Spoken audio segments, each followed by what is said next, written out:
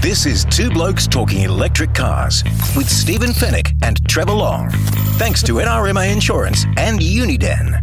And we appreciate their support. NRMA Insurance, helping Australians protect what matters most for 100 years or more, and they are one of Australia's largest insurers of electric vehicles. And Uniden smart dash cams. Get yourself a dash cam like Chris did last week. He bought a brand new car and he got followed himself our advice. The R model, he got the rear camera too. Absolutely. Got to get the rear camera so you have vision of what happens in front of you and behind you, and you've got that peace of mind of knowing what's going on all around you. We'd love to hear from you. Thanks to Vodafone. Send us a text, 0477 657 657. Just save that number, 0477 657 657 in your phone as the Two Blokes. Send us a text whenever you want to talk EVs, and we'll try and get you on the show and find out what's going on in the world. We love learning, Stephen, from everyone else. Absolutely. Well, that's what this show's all about. It's about information sharing. We don't know everything, and you guys help us with your experiences. What?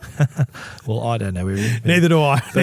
Yeah, your experiences helps what makes this show what it is, where you're sharing that knowledge with other people, and your experiences Experience is good and bad too. Yeah, well, we don't mind. No affiliation to anyone, Yeah. and even if you do have a bad experience, we want to hear about it because I think it helps those companies get better at what they're doing. Take your calls. Vidu's on the line. G'day, Vidu.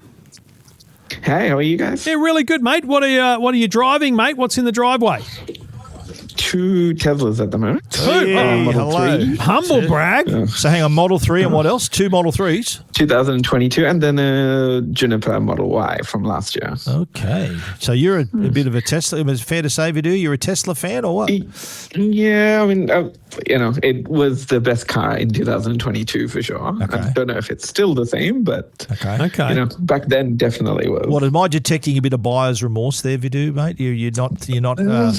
You're not as happy with it as you were back then, mate, or? Well, look, the Model 3, particularly Model Y, I love. I think it's an amazing car. But the Model 3, the 2022 was good, but, I paid for the FSD, still hasn't come. Ooh. All of the little bits and pieces which make you go, maybe not the best I'd choice. imagine, mate, you would have paid you would have shelled out, 5-10K for that back then? 10, yeah, it's 10. Wow. And So now you can't buy it at all $10,000 anymore. and you haven't got it yet. So what's your position here, Vidu? Are you going to talk to Tesla? Say, listen, I've paid for something and I haven't got it. Where can I get a refund? Well, I mean, I've kind of moved on from that because I feel like that has been the case for so long now. You've kind of moved beyond it. I'm actually I was hoping to actually swap out the Model 3 for a Model YL, but I'm actually in a position where we're expecting our second. Oh, congratulations. Congratulations. Moving from the single pram to the double pram, really, the Model 3, you can't fit it in anymore. Yeah, right. So we were hoping to actually get rid of the Model 3 and get a Model Y, but the YL, you can't actually put 2 car seats in there. Is that right? So the issue is the top tether. The top tether doesn't like slides off the shape of the headrest. In the middle row. So obviously chairs. there's 3 rows, right? So in the captain's chairs, there are ISOFIX and there's an anchor point at the bottom of the seat. And I've seen a video of this. Correct. You put the harness over the headrest as you normally would, and then hook it in. But because it's so low, the curvature of the seat is there's no angles, there's no like sharp edges. Yeah, right. The harness or the belt sits on the edge of the seat, and then it'll just drag down and then be loose. Right. But you can put them in the back row, in the third row. Really? But then I'm back to the same problem. Then I can't put a double pram in because the boot space is not big enough. So the whole point of trying to get the bigger car, I thought the YL was a perfect. It's honestly insane. And I know it's not people. The first time we've heard of this. Mate, they love Tesla. I get it. But that is such a dumb design. And I know it's their fancy, cool, rocket ship seats, but it's a dumb design because you are exactly the person who wants the bigger space. Yes. So you want to put the rear seats down, put the double pram in there. You want 2 kids in car seats, and you can't do it. You can't do it. Wow. But what about the regular Model Y? Does the regular Model Y allow you to do that or not? Yeah, so the Model Y is fine, like, because it has regular seats at the back. Right. So we've already got one car seat, and I've got the car seats all ready to go. So I can put it into the current Model Y. But the Y, like, I was hoping to get, swap out the 3 for another Y. So that way we've got 2 cars that we can get in and out of with the 2 car seats without any issue. How ironic is it, you want the bigger car, you want to have more room, but you can't use it, you can't fit what you need. And I think the other thing is, and Vidu, it's been a while since I've had kids in car seats, but I think, if my memory serves, ISOFIX, which is the little hooks inside the seat, in Europe, you just ISOFIX and you're done. That's the legal requirement for a car seat. You don't actually use a harness. No, the top tether is an Australian-specific requirement. Yes. But no car seat installer will sign off on the YL because of the captain's chair issue. Because because it's required under Australian law to have the harness in place. So it sounds like basically you're looking to go from being a Model 3 Model Y Juniper family to 2 Model Y family, but not the YL, because you lose the ability to do the captain's seat harnesses. Yeah, so it's very frustrating because we need a second SUV. Like, the 3 is just too small.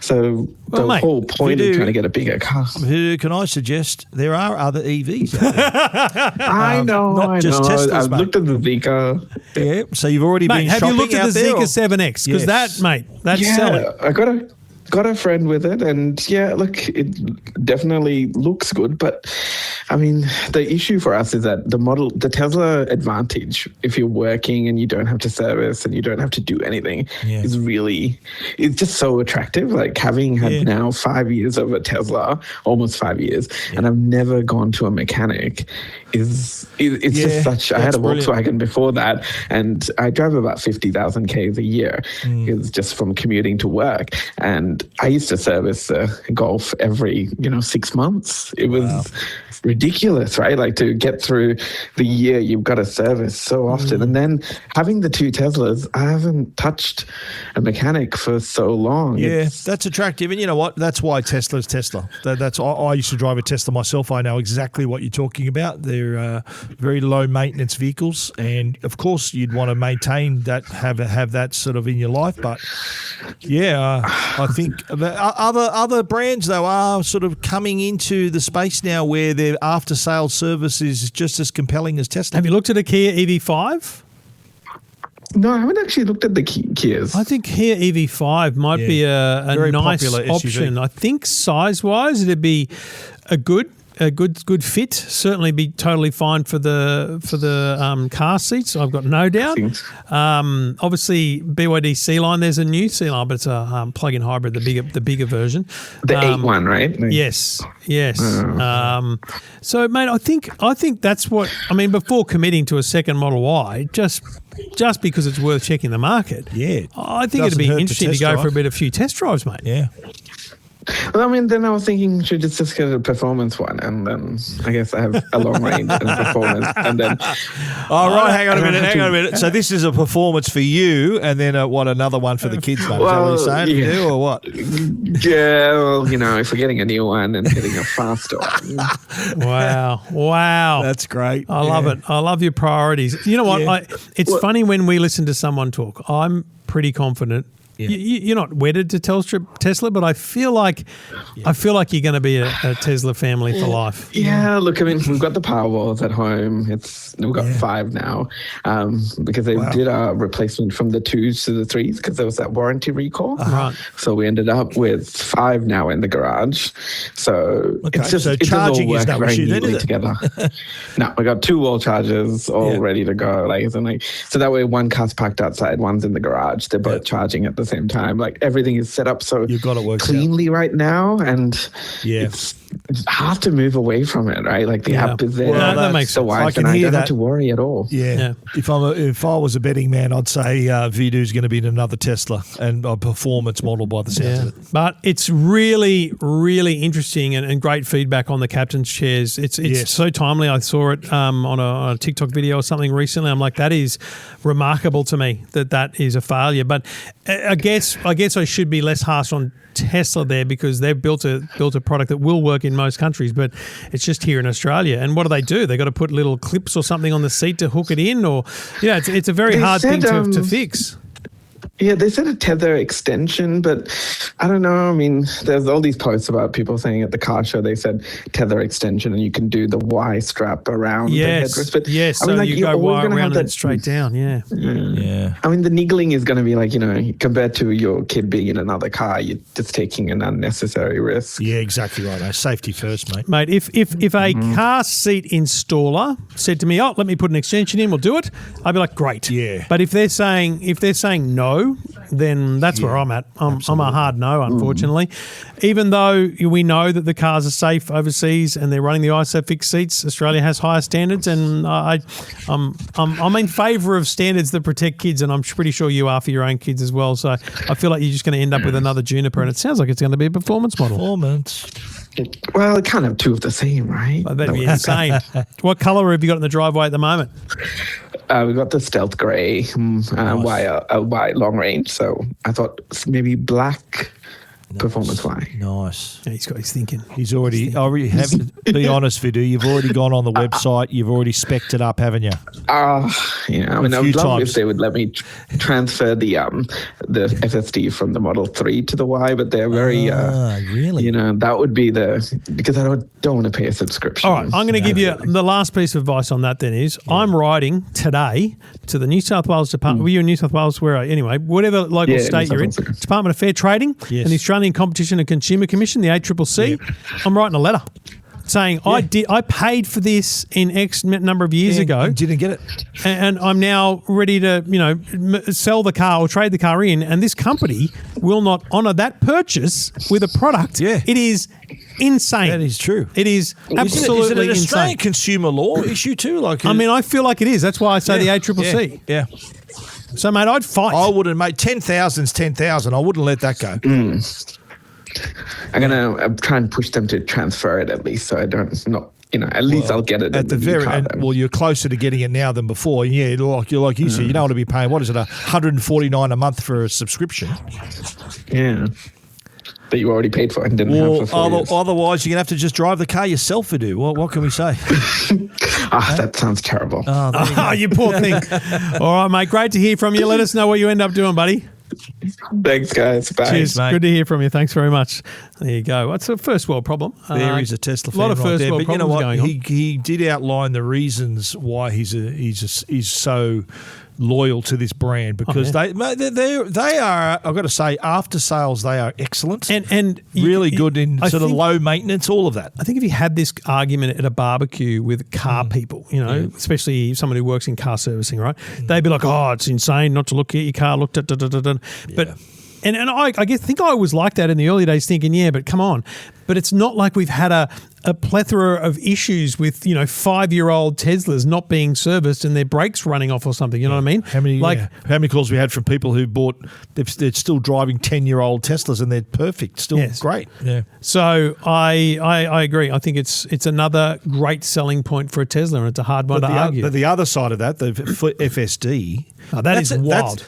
I don't know how they can get away with that legally. They haven't delivered a product. It's the most disgraceful thing that Elon Musk ever did was sell something that he couldn't deliver. Couldn't deliver it. So I'd say, and even now he can deliver it. He's got people who paid for it that can't have it. Yeah, that's ridiculous. That's absolutely insane ridiculous to me. Yeah, ridiculous. I would today write a letter to your Department of Fair Trading and the ACCC. Raise it. CC to Tesla and begin the process, mate, because the loudest voice wins. Unfortunately. Absolutely. Squeaky wheel gets the oil, and I think what he wants to do is transfer it to his next purchase. Maybe they'll might be That's the willing most to negotiate insane there. part about it is they're going to keep him as a customer by just going, okay, cool, we'll just copy that across. Yeah, well, copy paste, folks. Why not? Put it in there. Yeah. But I don't think you can actually buy it outright now. It's only a subscription. Yeah. So I don't know. Is that true? I You believe can't just so, pay yeah. a lump sum and that's it. Not that I know. Yeah, Yeah. Two Blokes Talking Electric Cars. Let us know your experience. I'd love to hear from people that use full self-drive too. I see so many videos on it. It's obviously amazing. It's still, but it's not quite. You've still got to be in charge, eh? Like I've seen people that are not really in charge. They're hands off in a sense. So I'd love to hear real world experience. Is it your daily commute? Is it relaxing? Does it focus you more on the road? What does it make do? you How does it nervous? work? Yeah, does it work or not? Yeah. How does it make your partner think? My wife was in the car and I was just doing that. She'd lose her mind. Oh well, even today I did the the Great Grandma Express. Yeah. And I had my Merc does it, and then I said, "Oh look, the car's driving." So I said, "Oh, make sure be careful, don't we?" You really gave them a horrible drive because then you threatened them with a walk Then I home. trolled them. Yeah, I trolled them on the way back too. All good. Two Blokes Talking Electric Cars. We'd love to hear from you on the show.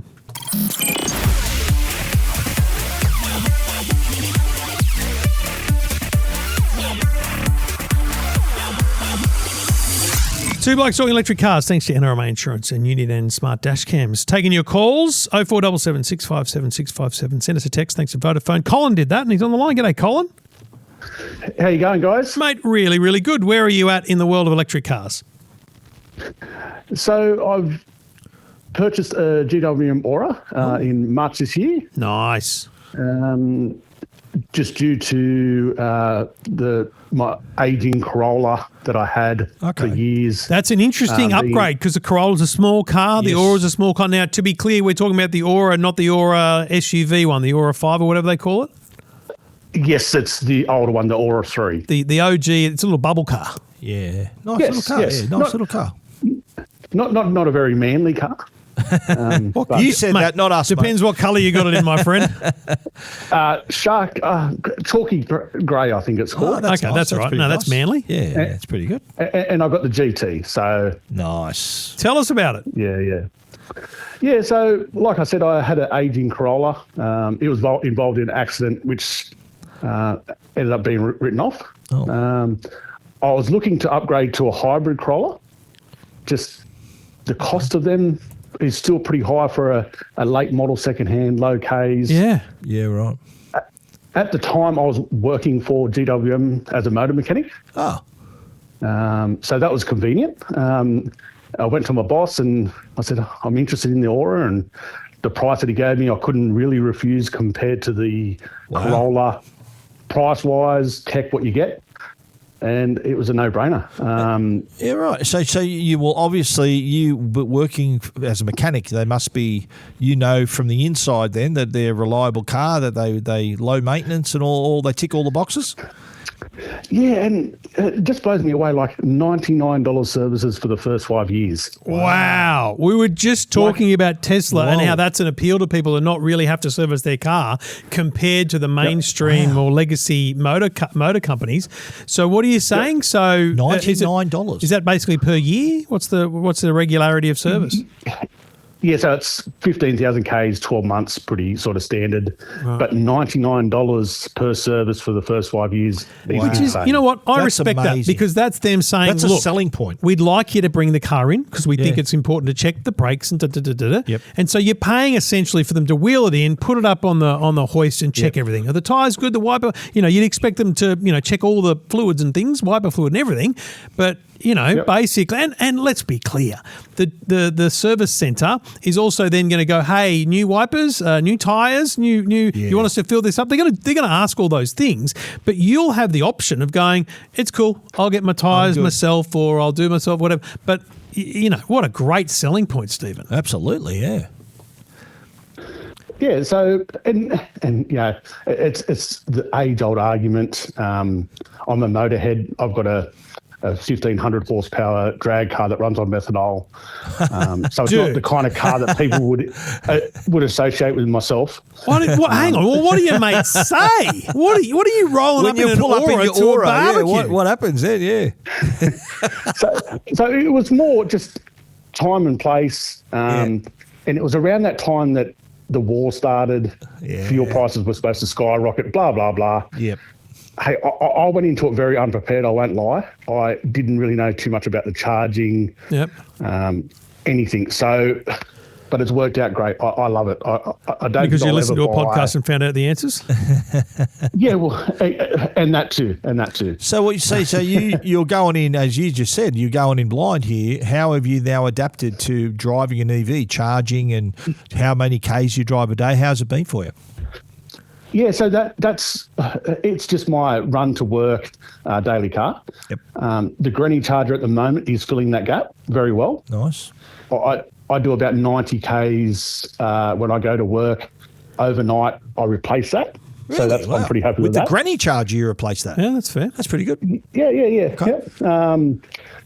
And yeah, obviously I've just used public chargers when I've had to travel.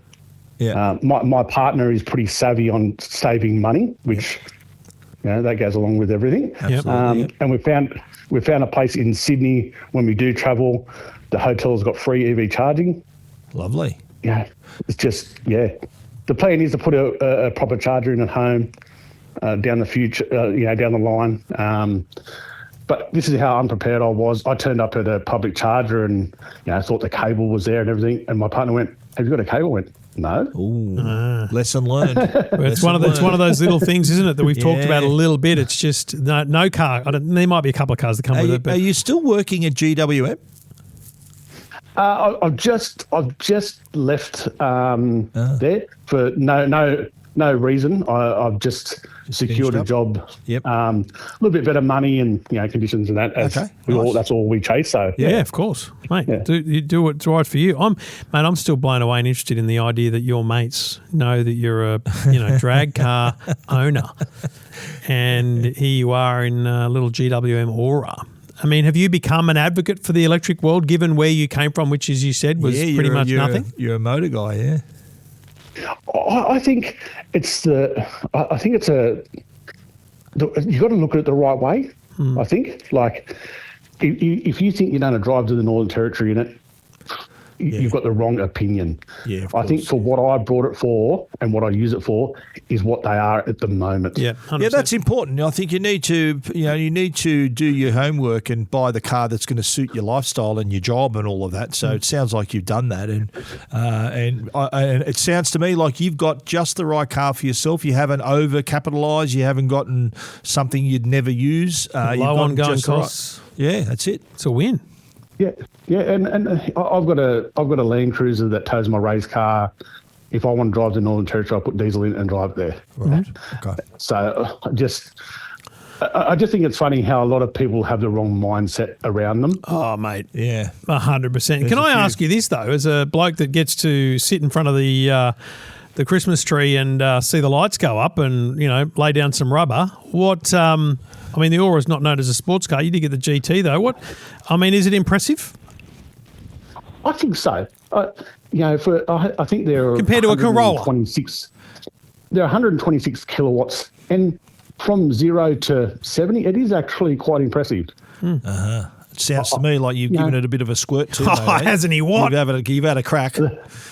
Legally, yes, I have. Yes. Well done, mate. I'm really, really happy for you, Colin. Sounds like you've fallen into a great car. Absolutely. It feels like it was the right thing to do at the right time, and it's ended up being the right thing Suits for your a long needs. time. Yeah. And I think it's a great little car. And I've said on recent shows, I never liked the look of it when it announced, but then when I saw it on the road, I thought it looked good on the road. So I think it's actually a better car in the flesh. Yeah. And mate, I'm glad you've enlightened us on the super affordable ongoing servicing for 5 years. That's a brilliant thing to know, mate. So thank you very much for getting in touch. No worries at all. And I think I've went to the other end of your scale about test driving. I test drove one car. That's it. Boom. Wow. So you're the bottom I've record heard on holder. your show that.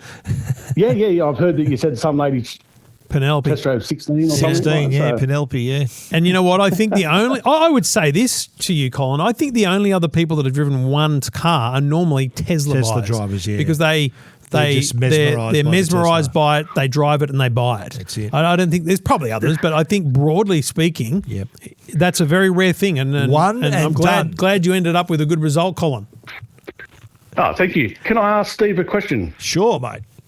What's your opinion of the 500? I did see on the last show you're driving a 500 at the moment. Oh, the GWM.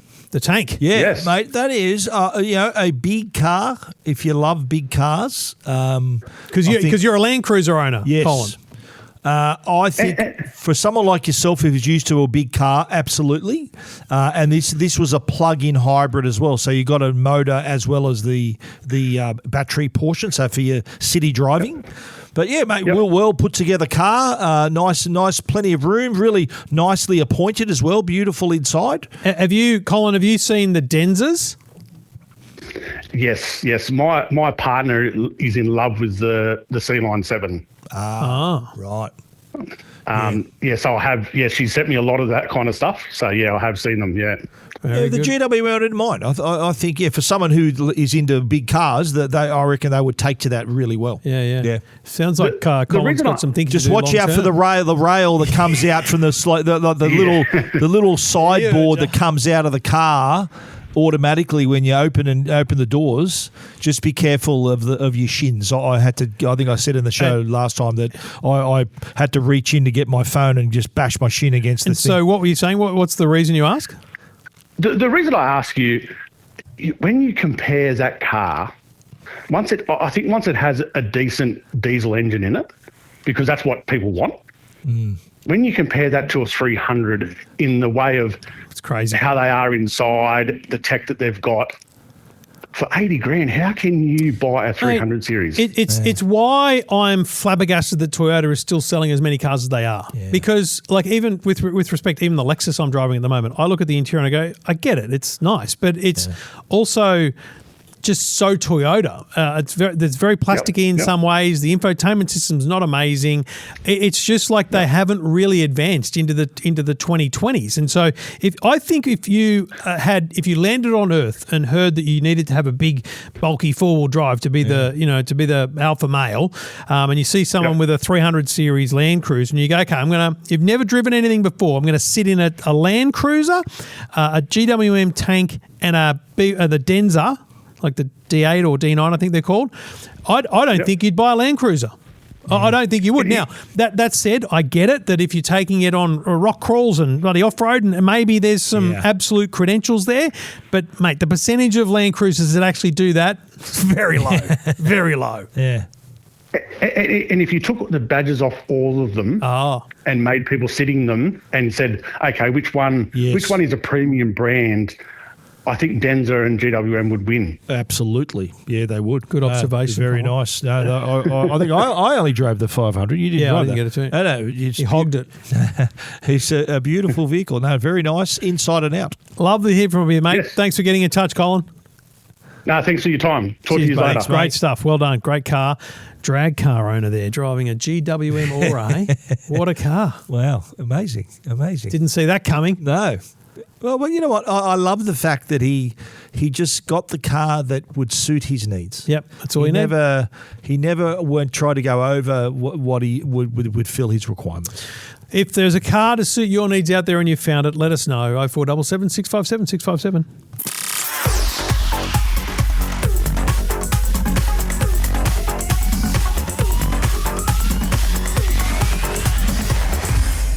Great to have your company, folks. Sorry about the fast-moving images. For those watching on YouTube, if you have issues with strobe effects, sorry, I apologise in advance. Yeah.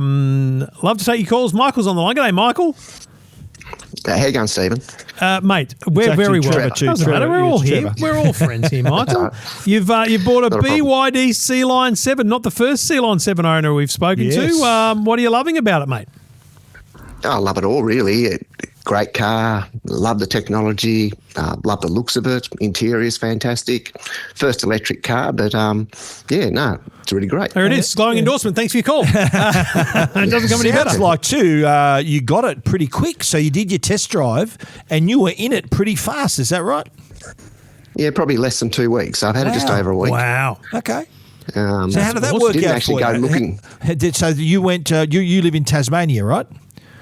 That's correct, yeah. So they had some Yep. they had some supplies there, did they? Had some stock then for you. How was the experience? 3.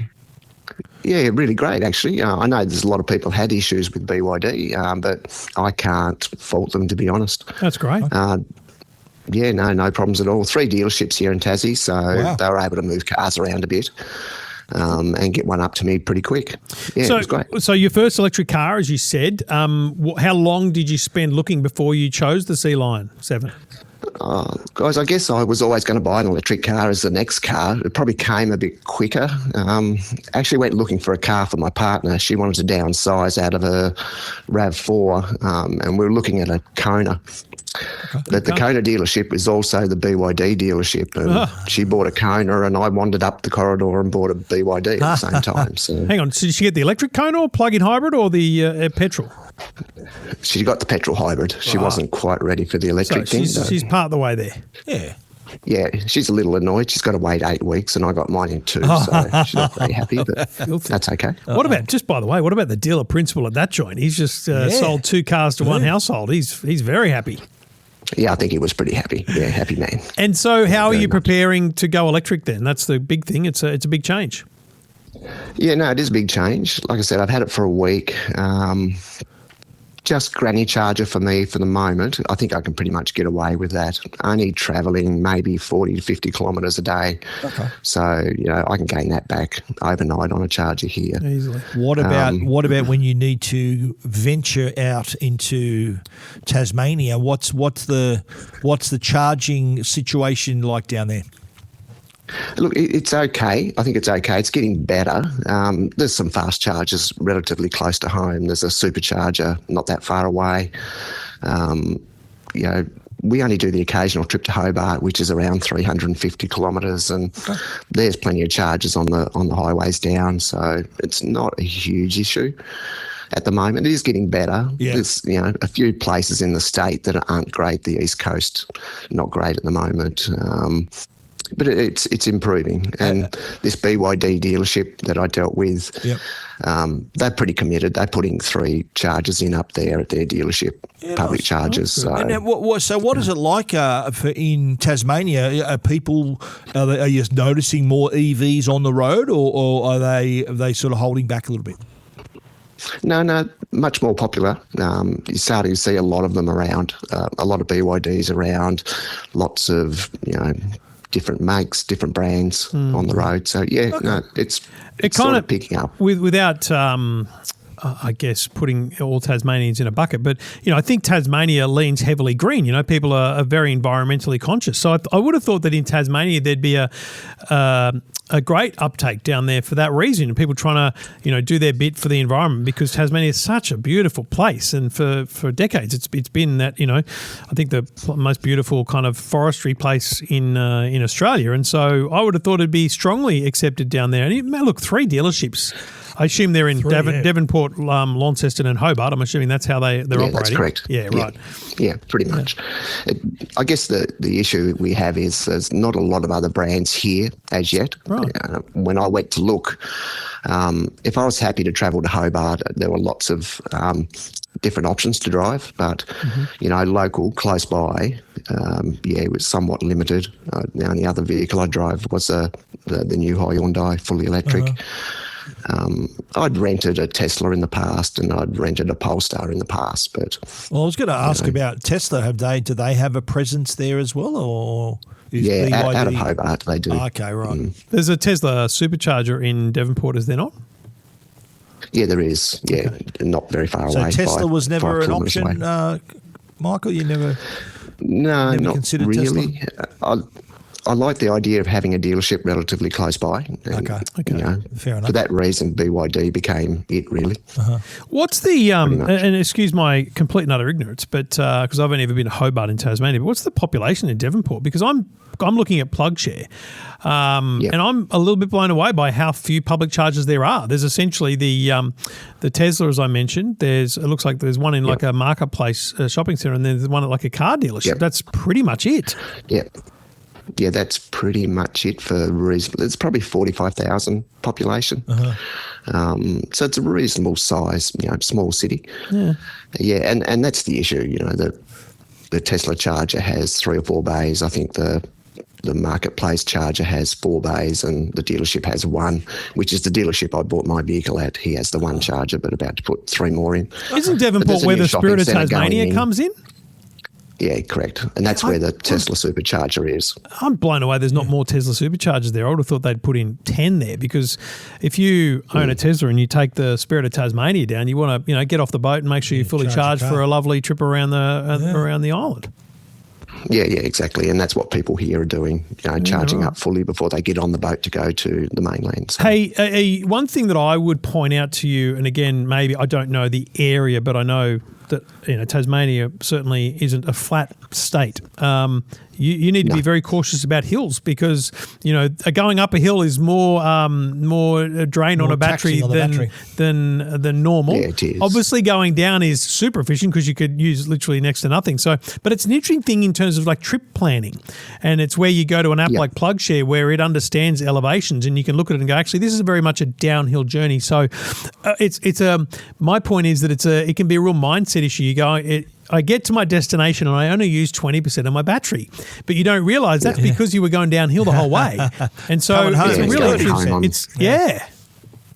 Yeah, and I do find that as being new to an EV, I've done one reasonable trip, 250 kilometres round trip, and I was somewhat obsessed with the battery percentage and the amount of kilometres I had left, which I guess is something that goes after a while. It definitely goes away after a little while, mate. You'll end up being totally fine and understanding exactly what your car can and can't do, mate. That'll be totally fine. Yeah. And just quickly, Michael, give us a quick review, mate. Good things you don't like about the car. What's put your reviewer's hat on? Yeah, can't really say I can fault it. I looked at a lot of reviews. Obviously, it would have been great if there'd been a few more options for interior colours and stuff, apart from just the usual all black. Yeah. But apart from that, I can't fault this car at the moment. There you go. That's awesome. Glowing endorsement. Mate, we've heard so many great things about the car. I gave it big raps last year. I just think it's a sleeper. It's selling very well, but I think as a part of the market, it's an absolute sleeper. It's a really fantastic vehicle. BYD hitting it out of the park. If they are continuing to work on the issues that we've heard over months, although you didn't have anything of the sort, they're doing great things, Michael. So, really great, mate. Lovely to hear from you, buddy. Enjoy your electric future. All right, guys. Thanks very much. Cheers. No worries at all. Great to hear from you. Always good to hear from anyone who's bought an electric car or in the market for an electric car. Lots of options out there, including hybrids. And Stephen, you were driving the MG HS recently. Correct. Yeah. Well, this is a hybrid, so it's technically still an EV, but it's not a plug-in hybrid. It counts on the new vehicle emission scale. Yes. But it's a hybrid. So it is, and you know what? Obviously, having that type of hybrid means it's just makes it a more efficient petrol car, basically. It was had great mileage. Really nice looking car, I've got to say. What surprised me, I remember when I took this home, my mother-in-law took a real shine to it. She said, "Well, this is a better looking than your car," she said, and my car cost 3 times as much. I was gonna say. She said, "Yeah, the MG, it's really and it is a nice little stylish car." So that was the first thing that she took. In the end, she's right. The Mercedes is ugly. Well, the MG, I won't call it. The MG HS though, it is a nice car, decent. I think what would you call it, mid-size SUV? It's mid-size, so plenty of room. My wife particularly liked it. She said, "This is the sort of car that would suit her, size-wise, and the fact it's a hybrid as well. So, and plenty of space in the back as well. So if you, the shopping, the golf clubs, trips, suitcases, plenty of room for that. I do like the MG, the interiors, how they've really improved so they've brought, I think, the EV style into the hybrid as well. So the screen that goes right from the driver all the way across to the middle of the car, and their infotainment system is pretty seamless. It's really easy to pair your phones and to be able to access CarPlay and Android Auto. They've even got an app as well if you want to go into it. MG's app is actually quite handy too if you want to do things like precondition the car and to do all those kinds of things before you head off. But overall, I think the styling inside and outside, you already know our opinion. It's a pretty nice looking car. Inside has nice appointments, so it has even though it's sort of European car, has a sort of European feel in the styling and the quality of the interior of the car. And of course, having a petrol engine in your back pocket, there's no kind of range anxiety issues going on here. So it does. It's got a 1.5 litre turbo petrol engine under the hood, literally. So, the other thing is, and I don't know why MG didn't give you the super hybrid, because I'm pretty sure the super hybrid is a plug-in. No, and so this to me says that, Joe likes the size of this car. Yes. Joe's next car should be something like the MG HS Super Hybrid, because you get the benefit of all the hybrid stuff on the main roads and the drive up to see a little Jack. But around town in her normal life, to school and back and whatever, just get a plug-in hybrid. So I think, because there's as I understand it, and I'm not an expert in this range, but as I understand it, MG have the hybrid and the super hybrid of the HS, which means you've got the option of the Toyota style hybrid or a plug-in hybrid, which would be awesome. And on the safety side as well, they've got everything there. They've got the intelligent cruise assist, their autonomous emergency braking. They have all those safety features, so they tick all the boxes there as well. Adaptive cruise control, forward collision warning, blind spot detection, lane change assist is all there. It's all there. But, everything you need. And of course, too, 10-year warranty on this car as well. Crazy. 10 years. They'll back it. MG, so they've been in the game a while, and their range of fully electric cars are really impressive too, but they're still actually maintaining the quality with their hybrids as well. All right, check it out, the MG HS, as endorsed by Stephen Fennick. Great little car, and I think, talk to the dealer about the different options, because it's like the Hyundai Kona. There's multiple drivetrain options, and I just think these days, if you're on the edge, as we were talking, I think last week I mentioned the NRMA had noticed in their charging business an uplift in people using plug-in hybrids, because why not use every bit of battery you can? Absolutely right. It's insane not to. All right, Two Blokes Talking Electric Cars. We'd love to hear from you about whatever car you're driving. 0477 657 657. Get in touch. We'll hear from you soon. And Stephen, we'll do it all again next week. Bring it on. Radio.